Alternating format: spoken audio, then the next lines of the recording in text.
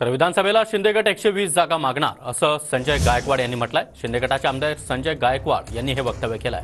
तर गायकवाड यांनी वैयक्तिक मत मांडल्याचं संजय शिरसाट यांनी म्हटलंय। निर्णय वरिष्ठच घेतील, कुणालाही जागा वाटपावर बोलण्याचा अधिकार नाही असं देखील शिरसाट यांनी स्पष्ट केलंय।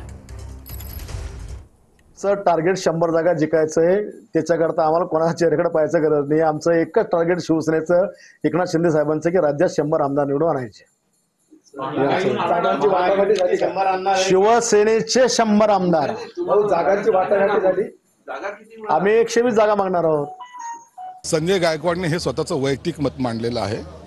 अशी कोणतीही बोलणी झालेली नाही। पुढच्या आठवड्यामध्ये तिन्ही नेते एकत्र बसून या जागा वाटपाचा निर्णय घेणार आहेत। एवढं मात्र निश्चित आहे, प्रत्येक पक्षाचा आमदार असेल, कार्यकर्ता असेल, आपल्या पक्षाला जास्त जागा मिळाव्यात हा आग्रह तो असतो आणि त्याचा आग्रह काही गैर नाही, परंतु निर्णय अखेर वरिष्ठ नेते घेतात। आम्हा कुणालाही जागा वाटपाबद्दल बोलण्याचा अधिकार सुद्धा नाही। महायुतीमध्ये बीजेपी,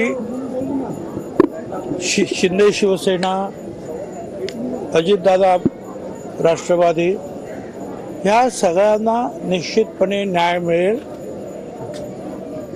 दिल्लीमध्ये सुद्धा जे नेते आहेत त्यांनी सुद्धा हेच आश्वासन जे आहे त्या सर्व नेत्यांना दिलेलं आहे, कुणावरही अन्याय होणार नाही।